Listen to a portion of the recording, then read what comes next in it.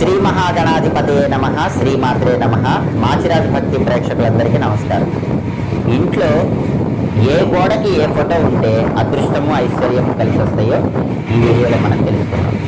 మన ఇంట్లో ఉండేటటువంటి హాల్లో కానీ బెడ్రూమ్లో కానీ గోడలకి కొన్ని ప్రత్యేకమైన ఫోటోలు ఉంటే అదృష్టము ఐశ్వర్యము కలిసి వస్తాయి.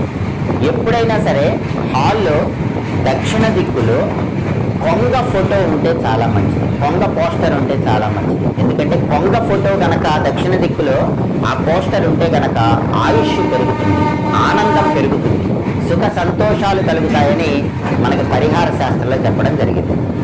అలాగే ఇంట్లో ఉత్తర దిక్కులో హంస బొమ్మ ఉంటే చాలా మంచిది. హంస పోస్టర్ ఇంట్లో ఉత్తర దిక్కులో ఉంటే పిల్లలు బాగా చదువుతారు.